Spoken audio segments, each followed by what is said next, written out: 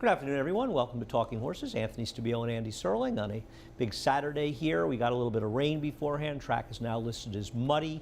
Don't think we're supposed to get that much more rain as the day goes on, but they're also racing at Oaklawn Park. We'll be covering all their races through Arkansas Derby Day as well. We're on the air, as you'll see, from 1:30 to 8:30 tonight. But you need to head over to NYRA Bets. If you're not a member of NYRA Bets, no better time than the present. Use the promo code BONUS200. We'll match the $200 of your initial deposit. We have all sorts of things going on. We carry over exactly $25,000 in the pick six, races 4 through 9. We also have a middle pick 4. That'll be race number 3. So 2, 3, and 6 for our pick 4s. And what else do we have? Bankroll Builder, $50 to win on the Arkansas Derby. Win, lose, or draw, you get an extra $20 towards your Derby bankroll. Only 1 week left of the preps to go after this one as well. What else do we have? We have a cross-country Big 5, race 7 and 8 from Aqueduct, includes the Excelsior, and 3 stakes from Oaklawn. The Hot Spring Stakes, race number 8, a couple of key scratches there with, I believe, the 5 and 6 coming out of there. The 10th, the Fantasy, and the 12th, the big one, the Arkansas Derby. Of course, all those races will be shown on America's Day at the Races. And speaking of which, FS2 from 1:30 to 8:30. As we swing into action, race number 1, I put up a video for horses that we don't particularly like, and we'll show Norgay winning last time where he really had the run of the race, but I don't think neither one of us are particularly enamored with his chances. I thought the race was mostly about the inside too, and thought that the rider on gut feeling should be aggressive and try to wire the field. Yeah, I'm with you. I've just felt like this race was kind of void of any speed. I mean, I guess Norgay could be forward, but I mean, the one's just so much faster, Andy, that I would imagine Laprida is just going to blast off from the inside draw and try and take him gate to wire. I felt like if this was 1s and 2s, Salto de Tigre coming out of the 6 furlong race and stretching back out, his first start here in New York was that 3/4 of a mile race. He'll be closer. He won't be close, but he'll be closer than he was last time. I would just imagine gut feelings on leads them on a merry chase here. Is he good enough? We'll see. I mean, he faced Curbstone and Total Impact in the last 2 races. He is facing significantly easier competition today. I think the odds will switch by the time we get to post time, be closer to David's morning line. I doubt the 2 is favored.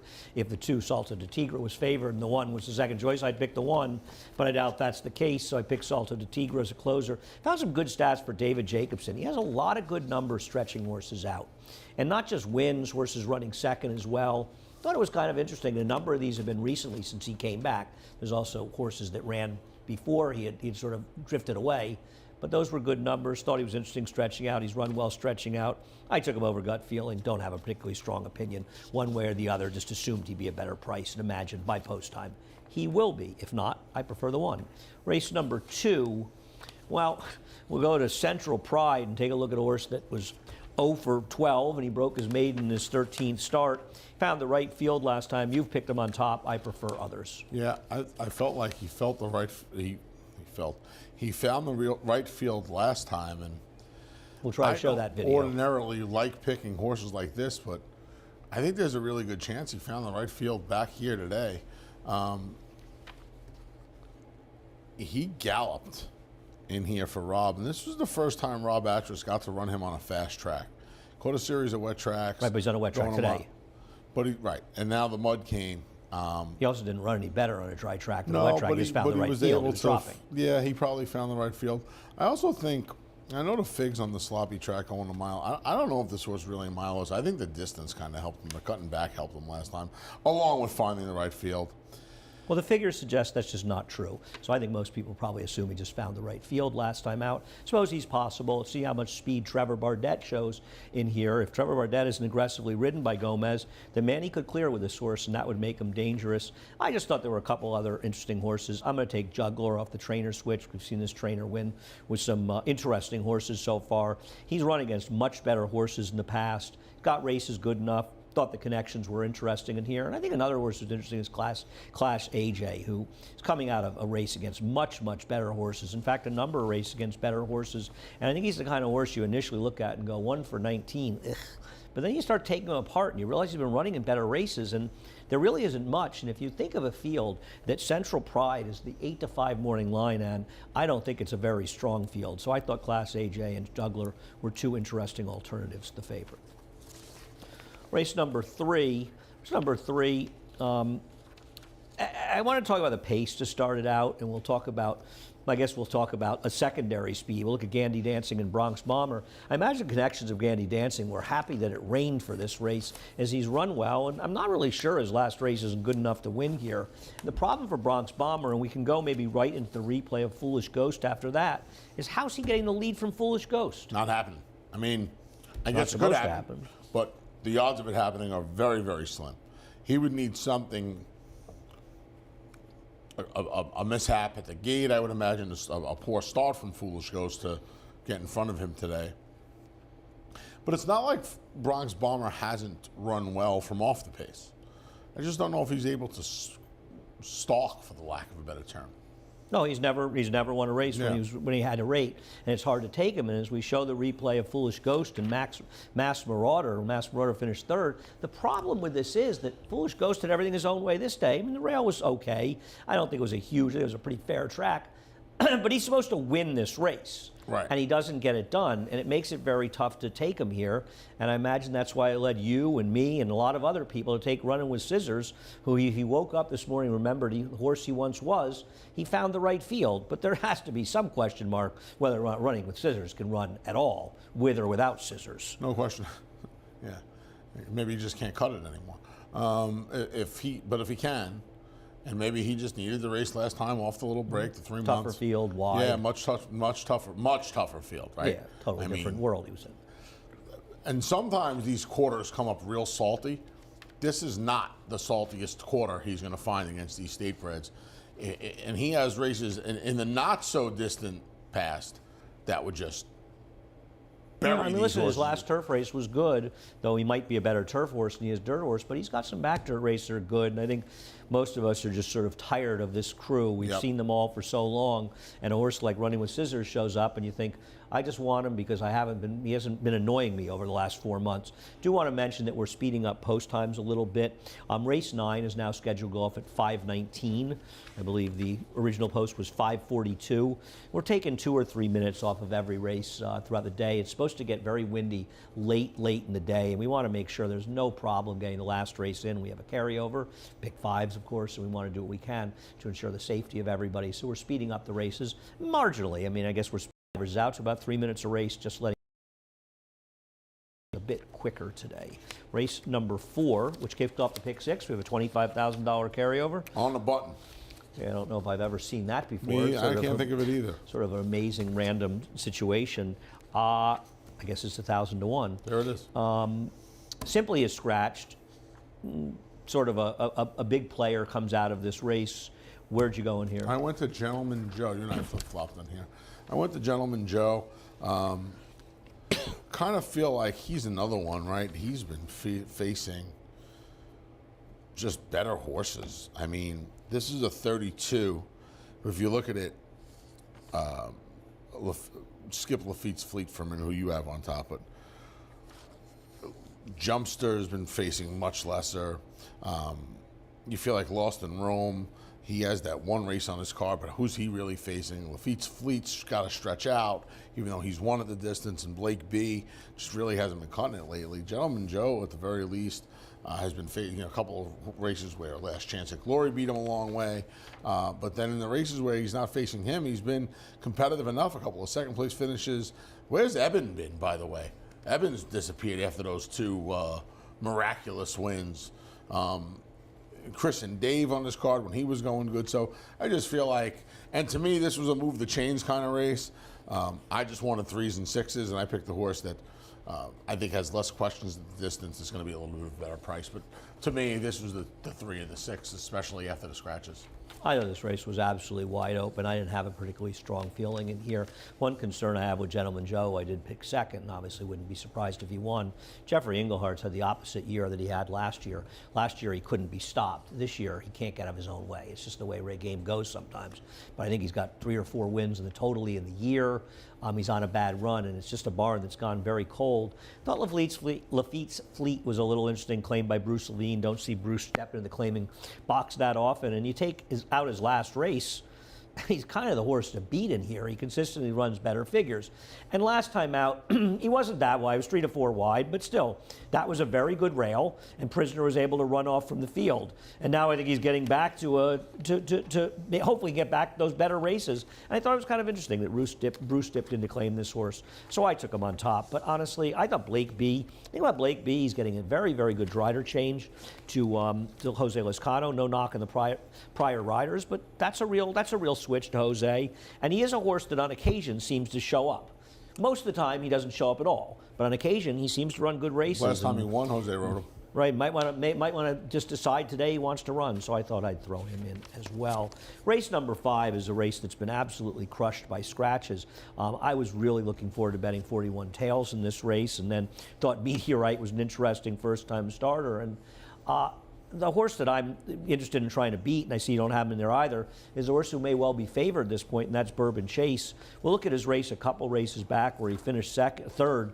I don't know. He's running figures that can win, but he's just had so many chances for a barn that wins early with horses, and he's been bet off the board every time. You can make it 4, 5, 8, 6 for me, guys. I didn't get the Meteorite scratch. I apologize. Yeah, he just doesn't win, right? What do you do? I mean, he ran into Maker's Candy last time out, and I understand, you know. That figure's a little bit suspect. Right. It's probably ran closer to his usual 70 in there. I think 4 he can, second-place finishes. I think he can win. A lot of the juices come out of this race, though, and I went to Z Dancer, who I was originally going to bet against. Something went wrong with him on the turn. I thought he bolted worse than he did. It wasn't really that bad, but he was pretty close to an extremely fast pace that ended up falling apart when the winner looked like a wildebeest out there running a huge figure for Linda Rice. And I thought he was dangerous second time out. But honestly, a lot of my interest in this race has gone out. And a horse like Pete and Billy will probably take a lot of money and be second choice to Bourbon Chase, depending on the one firster left. Yeah, there was Lee liked Pete and He likes every Pete horse. liked Lee and Billy, Pete and Billy first time out. Blue Plate named after a couple of guys from his deli, I believe. That he brings those delicious sandwiches. Blue Plate Special. I heard a little push on him, but again, nothing crazy. I like the fact that he's gets the extra half furlong because I was told the distance might be a little bit better for him. So 6.5 as opposed to the 6 might help. So I'll use 4 5s and some 8s. This is the kind of race where I've had enough of Bourbon Chase. He's going to be the favorite again. And like you, I thought, I know Meteorite, there was a little interest in him. It was just, again, guys, my picks are 4, 5, 8, 6. I didn't get the Meteorites. I must have missed it. I thought there was enough going on to try to beat Bourbon Chase today. As far as Blue Plate Special, he worked last year at OBS a year ago, or just under a year ago, in a 10 and a 5th. Got a very high head carriage. It's been a long time ago, but he seemed to be a sort of an odd running style when I watched him that day. And funny way, I'm not surprised it took so long. They paid a decent amount of money for him, given the work and the fact that he's a second foal to a horse that didn't do much running, and the dam herself didn't do much running either. It's a Cantheros, but listen, at the end of the day, these Brad Cox horses always seem to show up. So I'm obviously not going to be surprised when he runs well or even wins the race. Pete and Billy was in a race that was wired 1-2. The winner was a Bruce Levine horse, looked very promising. Hope he comes back at some point. And Curly, Larry, and Mo actually ran well also. I feel like he may have been a Gold Square horse as well, though I'm not 100% sure. For some reason, I feel the name would make you believe that. Yeah, I think he may have been. So, I mean, I won't be surprised when he runs better, and he probably is going to be a bit forward in here. I also think the 2's a little interesting. Freud My Zaf to Color Me Potsy. 2 to 3 of the foals were actually pretty good. And it does seem like Chris Engelhardt's barn has very quietly been doing very, very well. So, thought this was an interesting race, but unfortunately it lost a couple of players, particularly when the 1 and 7 came out. That's the first 5, the early pick 5, the late pick 4 after a quick break. For almost 150 years, the Saratoga name has been synonymous with the finest quality, sustainably sourced spring water available anywhere. Saratoga carries on the rich tradition of its forefathers by crafting each stunning blue glass bottle with the same attention to detail and care that has been its hallmark for generations. Visit SaratogaSpringwater.com today or ask for us by name at your local market or restaurant. Saratoga Spring Water. Make every day exquisite.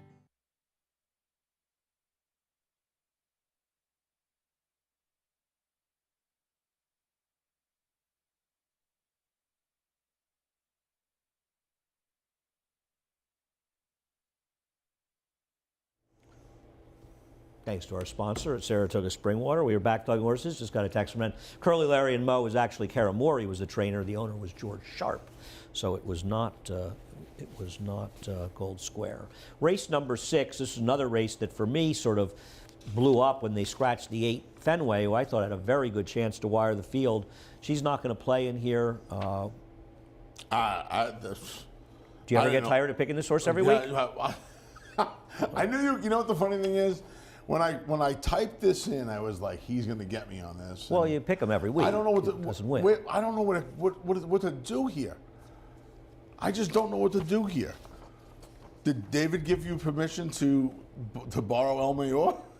I don't think he even picked him, actually. I think I might have gotten him when he didn't pick him. In here? Yeah. If you have a pet in this race, you almost have to pick him. That's part of the reason I picked Bernate. Right. I said if this horse wins today in this field, I mean.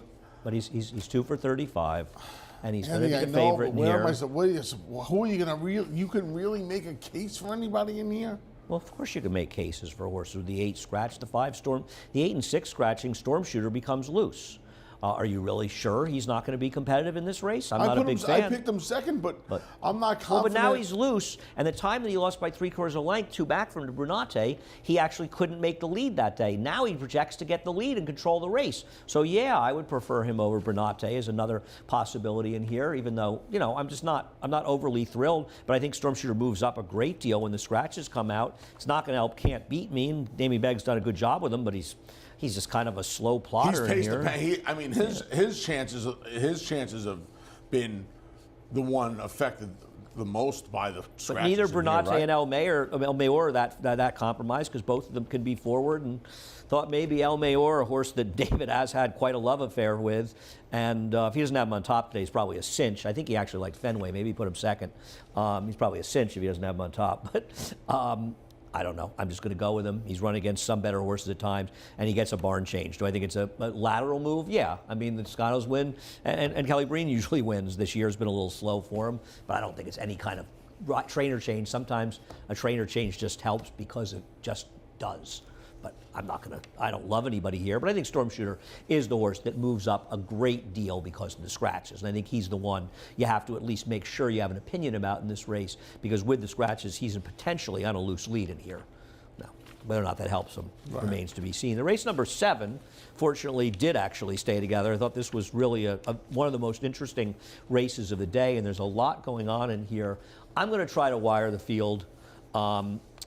And obviously that depends on what Jake Rocks does, but I'm going to try to wire the field with Silver Seeker. I was hoping that Trevor be aggressive with him. We'll take a look at this win when he bore down an excellent time. And he's not a horse that needs the lead. He was able to stalk here. And last time out, he was chasing that supersonic pace in there, going a mile. I'm not going to fault him. I kind of like this horse. I think he's a kind of neat horse. Thought the race fit him well, but there's a lot of horses that can win this race. Yeah, this is a wide open race. And he's certainly one of them. It was a nice effort here. Second start off of a lengthy layoff, getting the job done over a couple of nice fellow New York breds.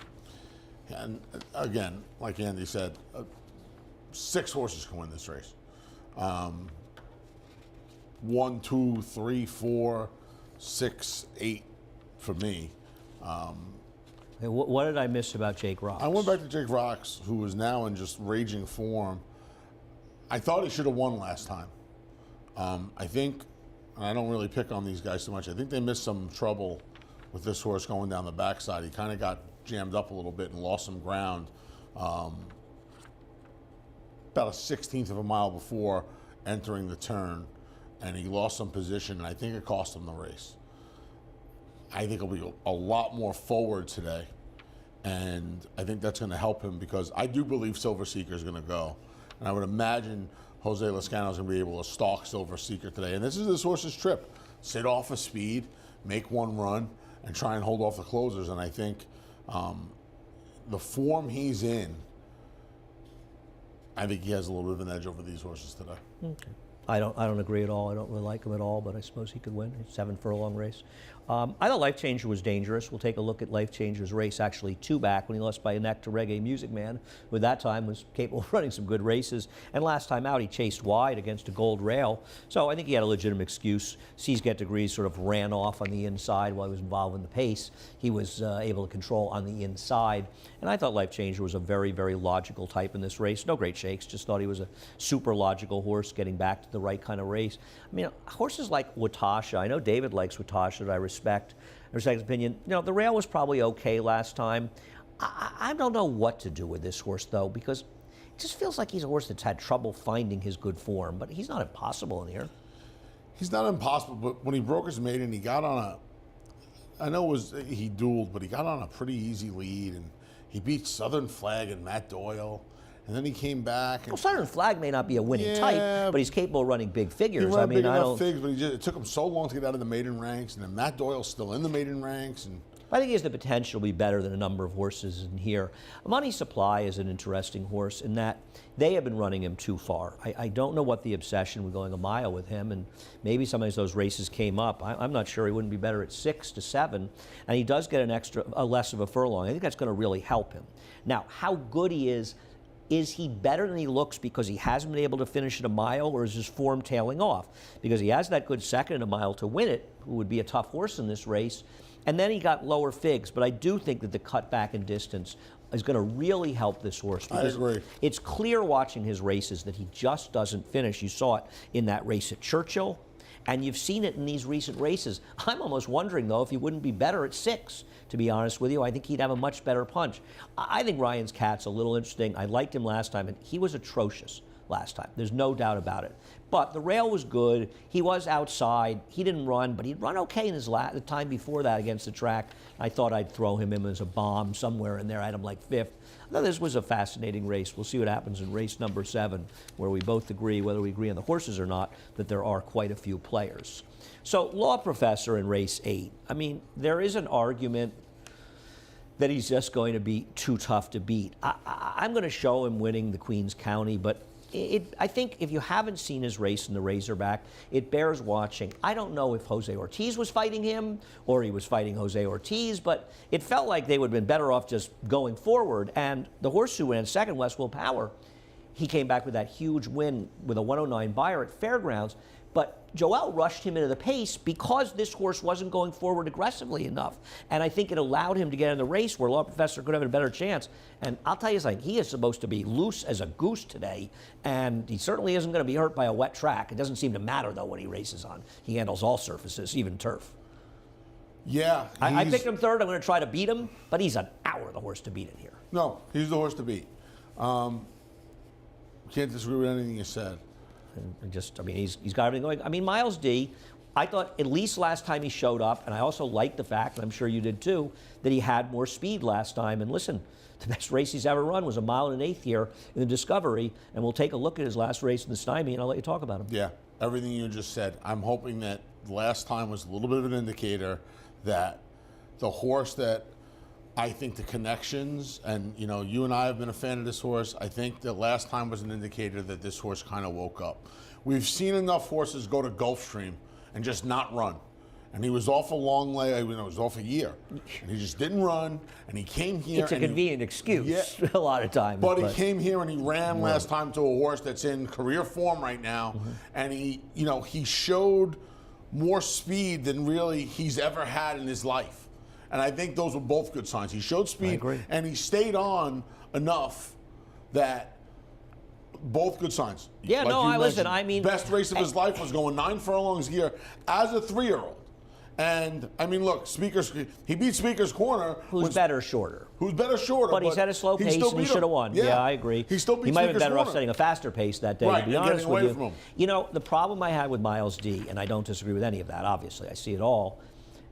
I felt like I was picking him a little bit with my heart if I picked him, because I want him to be good, because I think he was a really good horse, and I'm not wholly confident he's ever going to get back to the good horse that he could have been. I don't disagree with you. I think he's very, very dangerous near. I think he has a huge chance to beat the favorite. I have a thing with Keystone Field. We'll show Keystone Field win 3 back at Oaklawn, and this horse just turned his career around in his recent races. And this was a huge win with a 102 buyer in this race, and he was very, very good this day. Last time out, obviously he wasn't winning the race, but it's one of those trips that he never had any chance to win. He was 4 wide in the first turn, 3+ wide in the second turn, always out of position from the outside post, and just never going to be able to get in contention against a very, very strong field.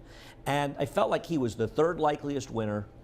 I don't think he's the likelier winner by any stretch than the 2 favorites, but he's going to be a decent enough price. And I'll tell you something, he runs that race he ran 2 back at Oaklawn, and he's handled wet tracks before, so I thought he was a little interesting as an alternative, not against either of the 2 favorites, but thought he made some sense. It's very hard to see anybody else actually winning this race. Yeah, I don't disagree. I don't like Keystone Field today. I mean, Bourbonix improved, but you make good he's just points not good about him, enough to but win. I mean, I thought one of the 2 favorites had to get the job done. I don't have any big argument against it. I'm not. I may just be grasping at straws a little bit, but he's got that race 2 back that was very, very fast, and he was totally out of position last time. Race number 9. We will take a look at Super Coach Fred's first race, and in his last race, he finished 4th behind Brass Monkey, who you have on top. You can talk about them. Yeah, I like Brass Monkey. It showed some improvement in both of his starts. He ran behind Paros, was a runaway winner, and then Super Quality when he earned, what was that figure you gave, 165 buyer points in 6 days? Yeah. I think? Yeah, 280, So 85 or it's something. hard for me to assess horses that do that, but he ran well. I thought he ran okay in the 2 starts. I think Pat's just trying to get a win with this horse, and I think he kind of found the right bunch. I don't agree at all. I didn't think he was a contender in here. I think that Bold Honor and Grand Again to a certain extent, but more Bold Honor. And Bold Honor chased that pace last time out. He was outside. The rail was the place to be. I mean, to be fair, he was dueling with Grand Again, who actually finished the wire with him. But I thought Blinkers On, Rob Atcher, 2nd-time star, more likely winner. Grand Again was bad last time, but he was behind those horses. His race 2 back wasn't bad. I kind of thought the 8 was interesting. Why is Let Freedom Spring not possible here? He comes out of what's turned out to be a reasonably live race in his last start. And he ran a big fig last time. I would not discount him. He may have really improved switching to Eddie Pringle. Yeah, Last race. Third off the May layoff. These connections never get bet, so I was 7 with 9 and 3. That's today's 9-race card. Do want to remind people we are speeding up post times, running about 3 minutes less between races. The last race scheduled to go off somewhere around 5:18 to 5:20. Expecting to get some pretty windy conditions late in the day. Fortunately, we'll be able to get the card in. That's the most important thing with that Pick 6 carryovers as well. And it's also important for you to head over to NYRA Bets. If you're not a member of NYRA Bets, no better time than the present. Use the promo code BONUS200 and we'll match up to $200 of your initial deposit. We also have $25,000 carryover, races 4 through 9, that Pick 6. We have middle Pick 4, races 2, 3, and 6 for the Pick 4s today. 3 Pick 4s, Pick 5s in races 1 and 5 as well. We have the Bankroll Builder, 50 to win in the Arkansas Derby. Win, lose, or draw, you'll get $20 back for your Kentucky Derby bankroll. I don't think Peter Brandt has won the Arkansas Derby, at least recently, but probably ever. Races 7 and 8 here, and 1 stake from here, and 3 stakes from Oaklawn, 8, 10, and 12. All of these in the Cross Country Pick 5, and all of them will be on America's Day at the Races, which is kicking off at 1:30. 1:30 to 8:30 for America's Day at the Races on FS2. The action here, the action at Oaklawn as well, with that Arkansas Derby is scheduled to go off right a little bit before 7:30. 7:27 is the scheduled post time. They're usually a few minutes late, but that's the scheduled post time. Anthony, Chris, Griffin up next. Have a great day, everybody. Enjoy the races, and we'll see you tomorrow.